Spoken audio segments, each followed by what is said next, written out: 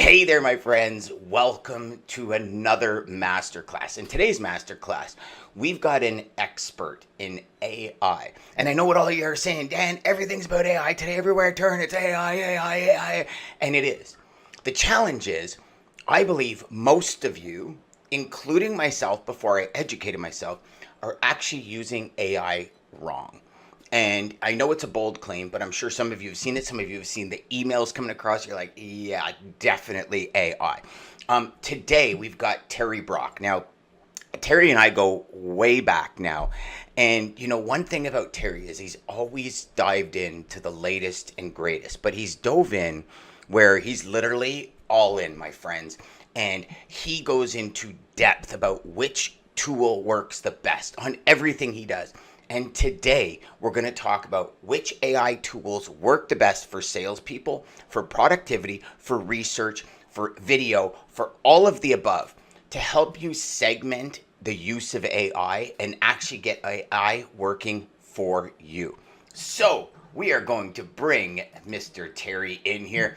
Terry, welcome, my man. And I'm so excited to do this because the knowledge I've gleaned from you, for lack of a better term, has been extensive, especially when it comes to what's emerging in the markets, right? I remember back in the day, we were talking a lot about marketing and ads and all this other stuff. Mhm. And it helped me tremendously to scale my business super fast. So I'm really looking forward today, my friend. Really looking forward to Yeah, it. great to be here with you, Dan. We're going to make some magic today.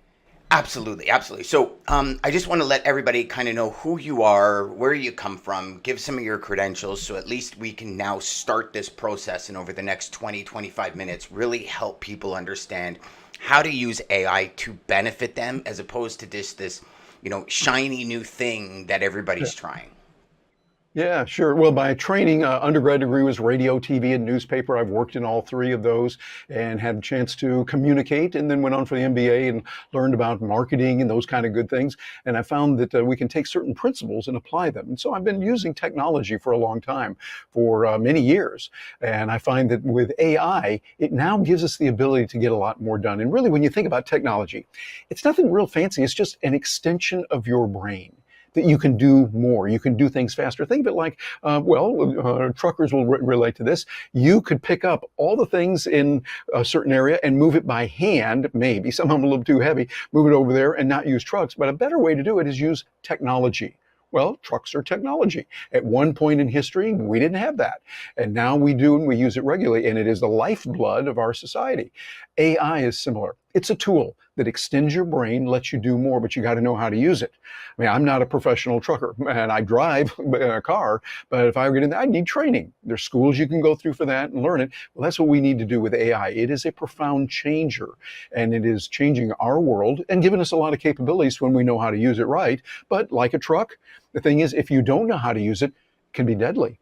That's why we have safety training. That's why we have classes you go through. You would not want me to just hop on board and go without the training. Now, if I went through the classes, got certified, had right instructors and all that, yeah, someday I could do that. And that's what we can do with AI. Figure out what it is you need to do first. Then we look at the tools that are available. Then we analyze what to do and learn how to use those tools to get the results we need. I love that, Terry, because I remember vividly 20 months ago or something when AI really hit the mainstream, if you will. Um, Mhm. the whole chat GPT, the pocket AI, all these things. When I jumped on that bandwagon, I actually had the same thought a lot of people have is, oh my God, what is this going to take over? And I think when you dive in and you mentioned something there that I think is so critical is the education piece of it, right? Yeah.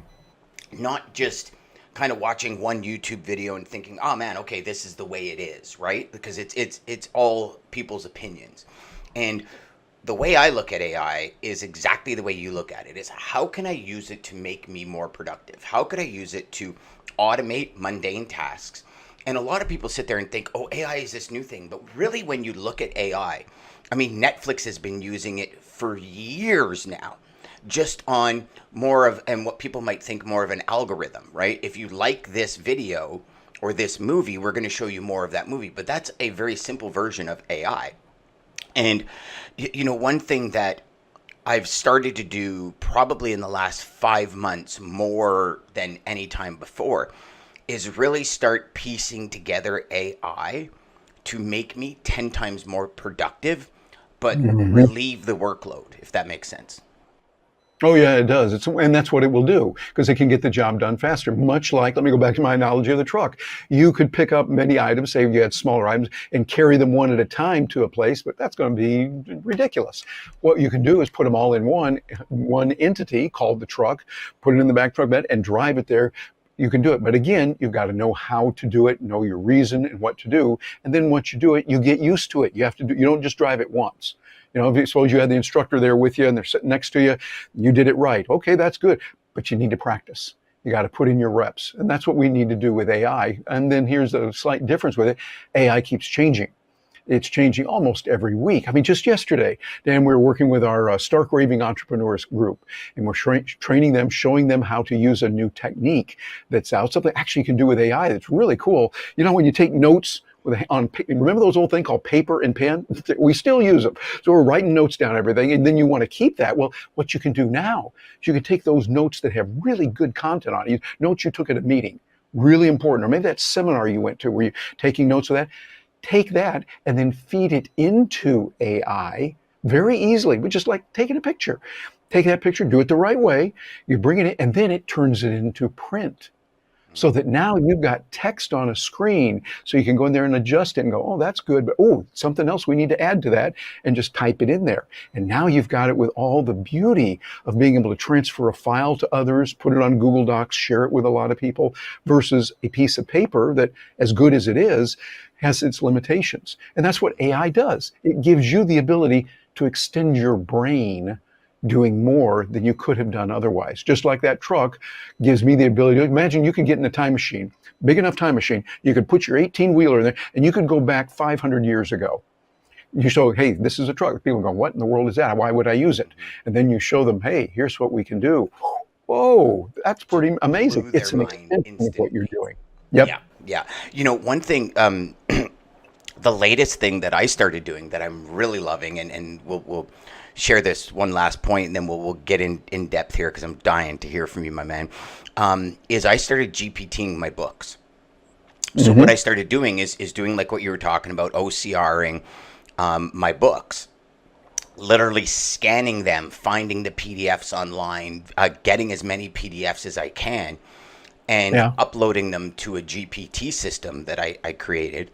And now I ask my books questions, and I dig deeper into the understanding and using generative AI to fill in the gaps. And obviously, when we'll get into the creativity piece of AI and all that, and where it starts hallucinating and all that, because there are pieces of it that does that.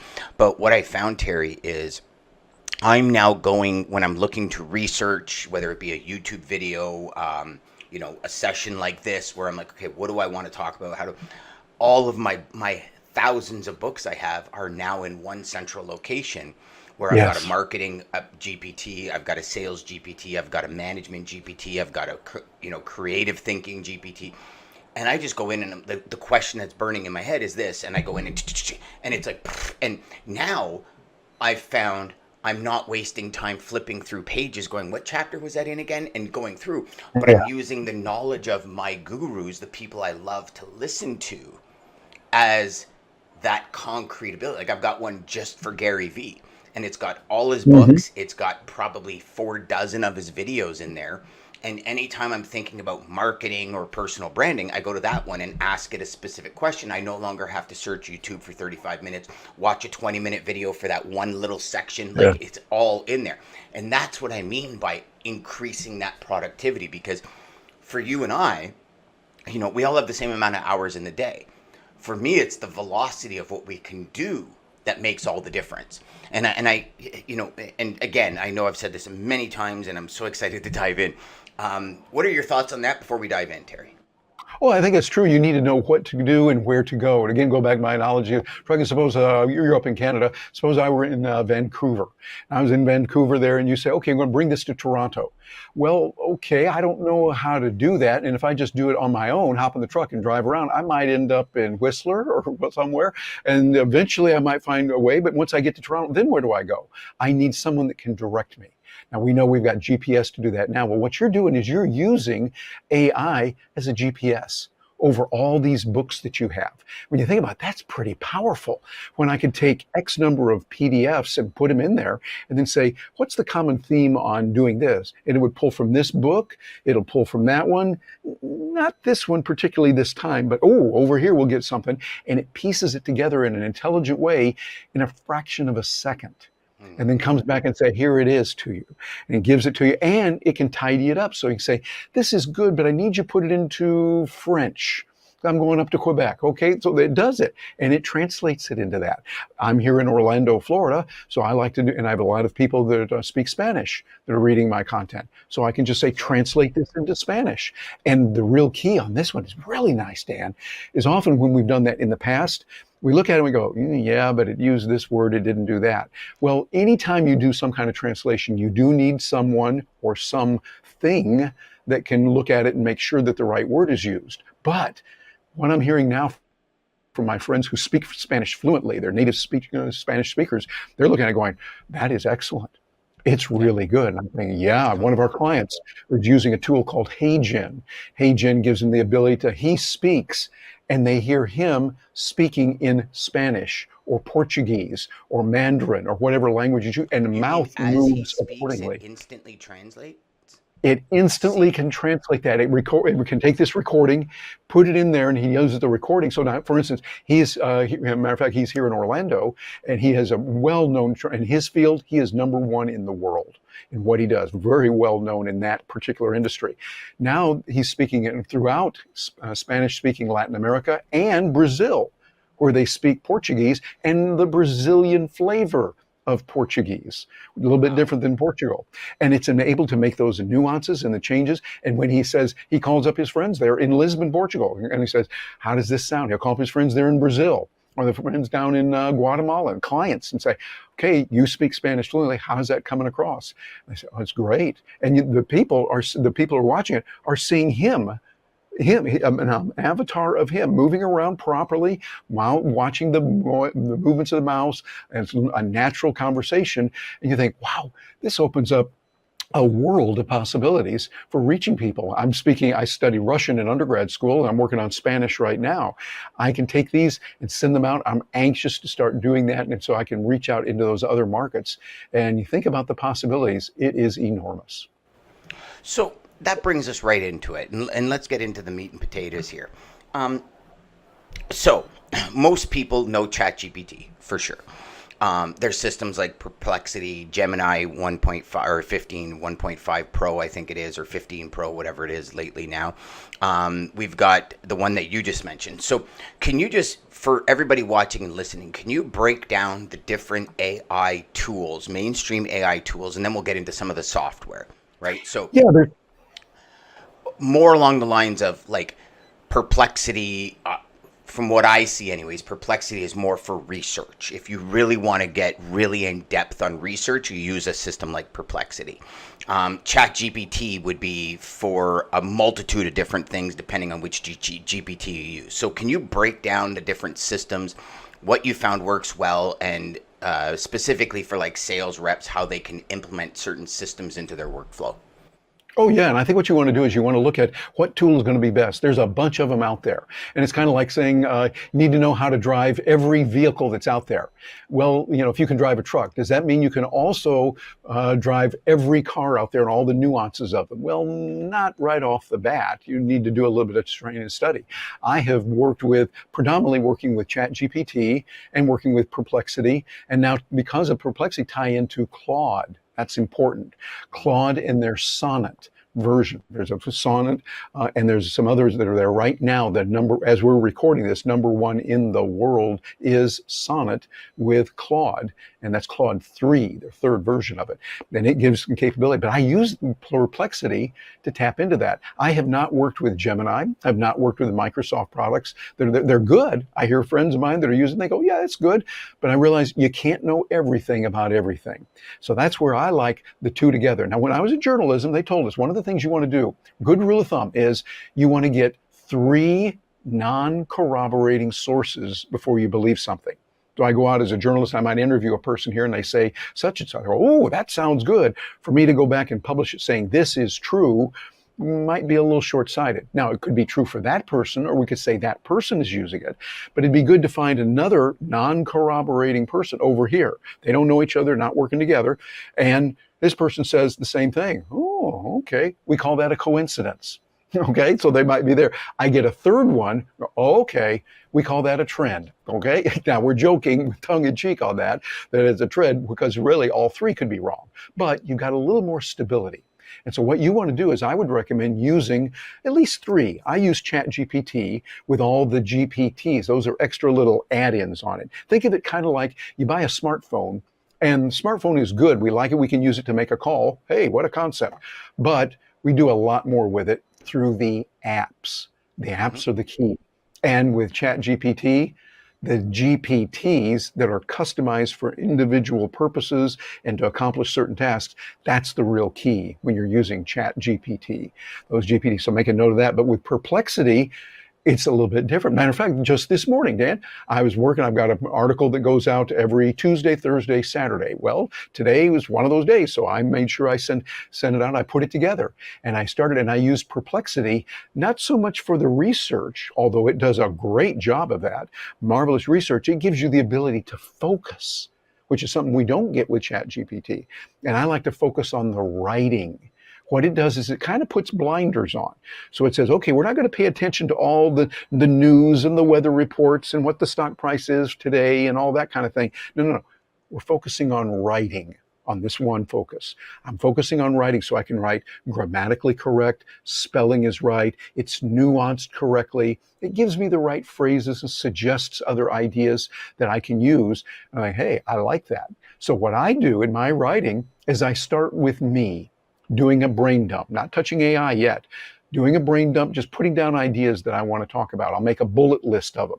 And sometimes usually on paper, just bullet, I want to talk about this. Then when I see that, I talk about that and put it into my Google Doc that I'll use. And I use voice typing. That's one of the greatest tools ever invented. They're on Google Docs.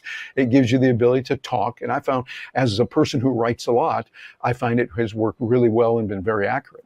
So I do that brain dump and put it down in there. Then I take that into Perplexity with the writing focus, and it cleans it up.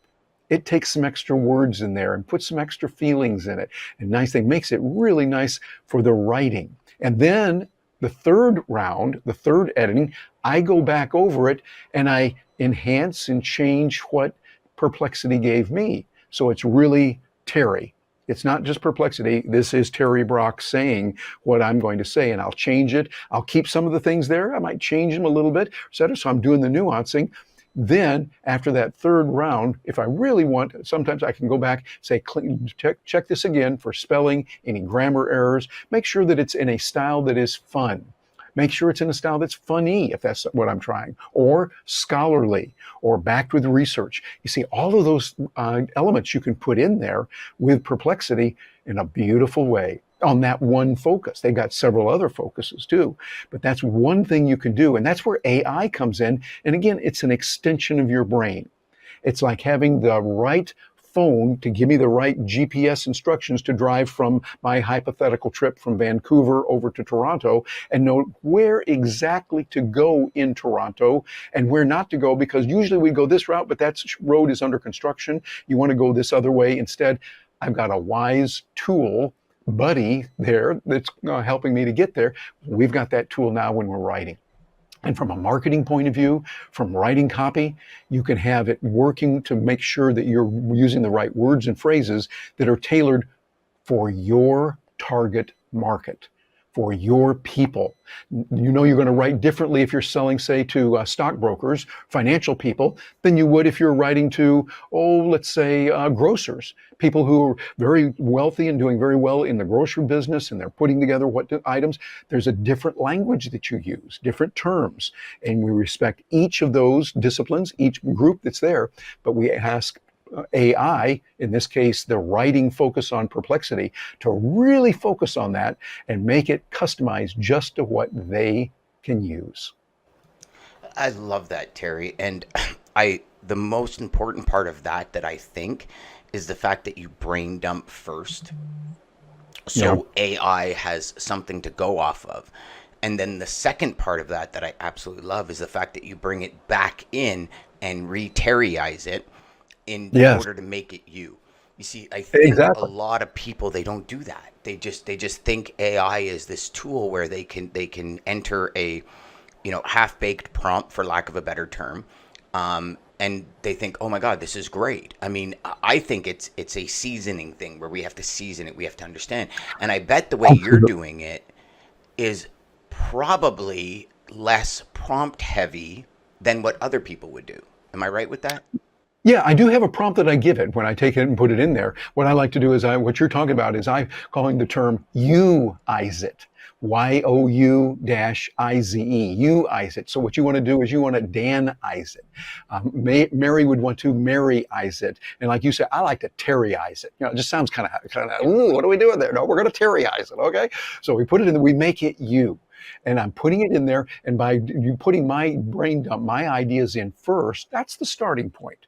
And then I let it come in as a junior copywriter. So come on in here, right next to me. Okay, AI, you're right there. I want you to do this, and I want you to put it together and make this even a little bit better. Give me some suggestions. And some of the suggestions I go, hey, that's a pretty good idea. I'm going to keep that. Others I go, that's not me. No, I'm not going to. We'll just cut that one out. And then others I'll look at and go, that's close, but let me take that and Terryize it a little bit more. Let me me-ize it a little bit more, adjusting it and tweaking it so that we get it even better. And then, of course, go back and have it clean up other things. Like sometimes, I'm having a little trouble right now. I'm getting real nitty gritty here with my Word doc, or when I put not Word, but my Google Doc. When I put it in there, somehow it's coming in for a new paragraph, and it's coming in one space and starting with a lowercase letter.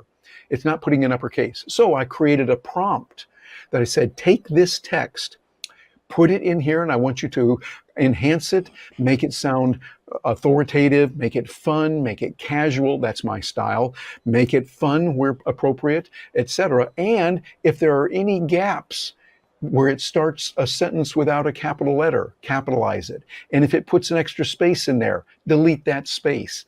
All of this is part of my prompt. So think of what I've done there.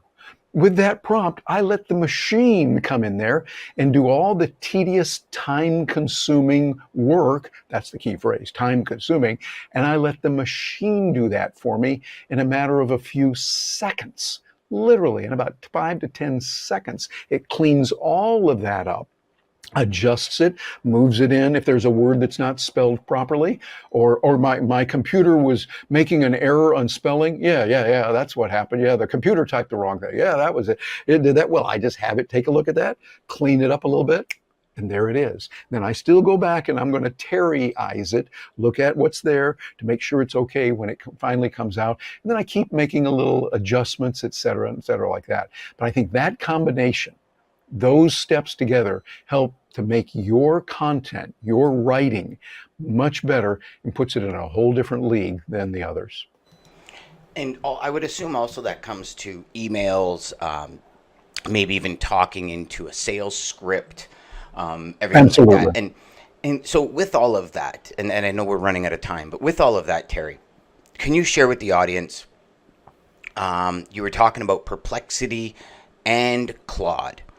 So some people might not fully grasp how you connect the two, why you connect the two, and what the benefit is. Again, I know most people, I think from a mainstream perspective, you probably hear the most about Chat GPT, so that's where probably Yeah. most people are spending their time. But I do think these other tools are really, really good, and they're not getting the clout they deserve.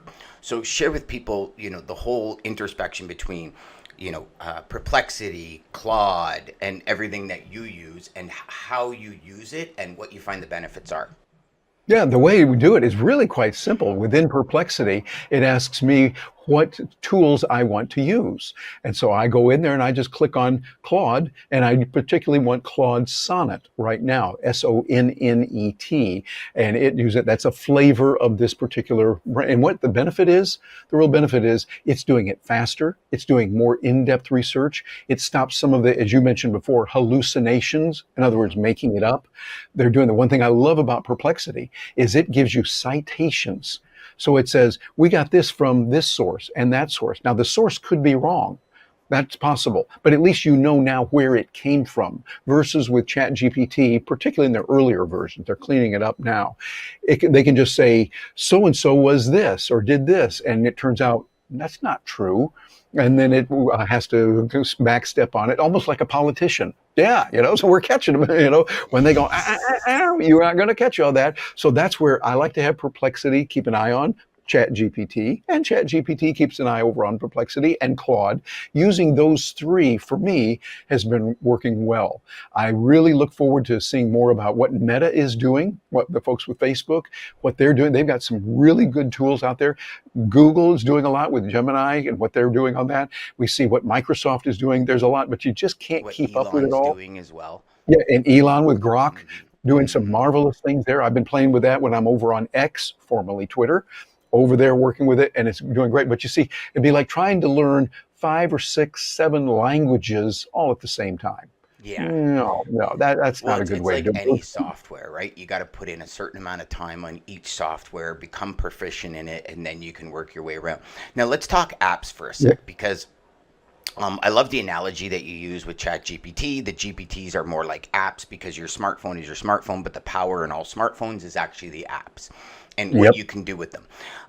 What apps are you using right now in the AI space that are really helping your productivity, your marketing, your sales? Well, I use the GPTs. I love those things that I can use over in ChatGPT. They're kind of like an app that's there. And by the way, let me give you the key that can unlock a lot of it. There's a website you want to write down. If those of you that are watching, listening to this, you want to make sure you write this down. There's an AIforthat.com. There's an AIforthat.com, and it opens up a world of thousands of tools that are available. You might be looking for a tool that's good for writing. So you can just type in writing, and it'll show you several of them and why this one might be better than that one in this case, but that one over there is better in another case. And it shows what to do for shopping, how to find the right bargains. There's those for shopping on Amazon, how to find the best price. There's apps that go out and say, right now, today, excuse me, for the next 3 hours, this is best. But then tomorrow it'll be this one. And so you can find different ones available. I'm using that, and I find that app has helped me a lot. And within Perplexity, I'm using the various tools they have. One of the things you can do to find out sentiment is with Reddit. And with their focus now, they call it social. So you want to find out what real people are saying in the real world, gutsy, honest to goodness comments that they have. You can use Reddit and find out exactly what they're saying. And then you're able to tailor your arguments accordingly. And it's got some other tools for many different academic research. So you might want to say, I'm looking for the scientific, double-blind testing, peer-reviewed material. Well, there's a place you can find that in Perplexity. So those are some of the apps that I'm using that I found to be very good. On another tool that I'm using, I want to get into it a little bit more, is 11 Labs, which is good for taking your voice. And it's a fabulous tool. And what they do is they give you the ability to take your voice and clone it. So that means you could take, Dan, all those books you were talking about, all those PDFs you've got that you're writing, the body of knowledge, for you to sit down in a good place in the studio with a good microphone and record those, that's going to take a long time, days, weeks probably. But we can get your voice, feed those PDFs in there, and then we can have your voice saying all of that, which opens up a world of possibilities, opens up some dangers too, because then we can take something that Dan would never say, and we take his voice and then feed this I'll use the word filth, this filth in there, and we hear it and we go, what is that? Dan doesn't talk like, why, when, is he the real person? What is this? Yeah. And I'm listening to it going, that's not him. Well, this is where we need AI, because AI can come in and listen to it and go, that's close, but that's only 97.354% Dan. It's not really him. It's a make-believe thing. So that's where we need to use AI again. So, I've one of the things that I'm starting to think of is, and maybe this is far out. I'd love your opinion on it before we end this masterclass. You know, 7 years ago, 6 years ago, maybe 10, maybe a decade ago, the idea was if you don't have video on your website, you're not mainstream, right? Video, for as far as we can remember, is proof, right? You see it on video, it's real. Now it's becoming where it's not, right? And I'm really interested in seeing what the next level is, because I mean, you have like these avatar apps where you upload video of yourself and it literally recreates you, and then you use something like 11 Labs and you throw some music in the background, and you'd be hard pressed to realize it's not real, right? It's not really me speaking or really Absolutely. me speaking. And it's getting to the point where it's getting better and better and better. I mean, just this morning I saw a video of Biden and Trump dancing. And Terry, I'm telling you, man, I mean, I've looked at CGI for years. You know me, I've done video editing for years. This was really good. Like, this was really good. I mean, facial expressions and everything are changing. It's not just like, you know, a picture that's, you know, using focus tracking and it just tracks with that specific piece of the puzzle. This was like facial and turning their heads and having the hair come on the side. Like, it was like a 360-degree render. I looked at it. I mean, obviously, immediately I know it's AI, right? But, you know, these... You never know. Maybe they are dancing. I don't know. Biden's not busy running for the office anymore, but that's another... maybe they are dancing. I mean, I don't know if they'd quite dance like that, because I think they both... I don't think they would do that. But you know what I'm saying. So what do you think the future is when it comes to, is this real? I mean, I know there's systems out there, you record one video and you can send it to thousands of people and it changes their name for, you know, you use a specific word and it changes that word to the person's name. You know, at what point, or do you think it's already there, where people are now very skeptical about video? Oh yeah, I think more and more all the time. Like you were talking about that one, I think it's called Be Human, the letter B and then human. And what it does is it will take your voice, your picture, and give you a list of, let's say, 1,000 names. And so you'll say, hi, Carol, I want to talk to you about da da da. And you'll see me say, hi, Carol, my mouth will work. And then when I say, hi, Roger, my voice will change so that, and my lips change so that it's Roger. And I've just fed a list of 1,000 names in there, but your avatar then is saying it. So first of all, right now it's a novelty. Not everybody has seen that. So you'll fool a lot of the people a lot of the time, but you're not going to fool a lot of others, because now when we realize, the more people realize, wait a minute, that might not be the real him. Might not be that real person, we're going to get a little more jaded. And actors are very concerned about this, because if you're producing movies, spending millions of dollars on how to produce this and getting someone to say something, or say a bit actor that's going to come in and do something, they think, why do we need that person? We can bring in an avatar that looks the same. You go over to OpenAI's website. OpenAI is the people that gave us ChatGPT, also a tool called DALL-E, DALL-E, which creates graphics. They have a tool called Sora, Sora. It creates videos. And some of the videos you look at and you go, okay, that looks a little bit like it's AI, but it's getting better all the time. And some of the videos now, you look at them and go, that's a real person, isn't it? And it's hard to tell. And so that's going to create real massive changes in our world. In the way it is, it already is. And actors are going, hey, what are you going to do? And I'm going to think, we all have to adapt. Welcome to planet Earth. It works that way here. Look, one of the things I talk about is things have changed constantly throughout history. And we saw people, think of the Luddites, famously over in the early 1800s in England. They went in and they saw that these looms, new machine, a new technology, were processing clothes and building them faster than human beings could. And so they went in and they took sledgehammers and they would smash all those looms, which we look at today. We call them Luddites. It's not a favorable term. And you're like, no, you can't do that. Well, because what they do, obviously, they just rebuild them better. What you need to do is take your skills that you have as a seamstress, as someone who creates clothing, and learn how to use the new looms. Learn how to use AI. Because AI, one thing it cannot do, at least right now, it doesn't have the emotion. It doesn't have the empathy. And it certainly doesn't have the trust. That's most important in business. People know they can trust you. When you say you're going to do it, you're going to deliver those goods by next Thursday at 3 p.m. at the latest. Okay, your word's on the line. We can see that. And when you come through as a human being and do that, you're going to be doing much better. And you use the tools like AI, you'll use your truck, you'll use what other tools are available, whatever it might be, so that you can be there. And they said, we need it by Thursday at 3, and you get it there by Wednesday at 4. And you've got it way ahead of schedule. People go, wow, when he does the work, he always gets it done even beforehand. So that's what you want to do, and that's how to combat this. Make sure that you can stay ahead, humanizing it. As I say, Terry-ize it. You humanize it with your own feel, and that way you'll use AI as a tool, and you'll be able to do even better yourself.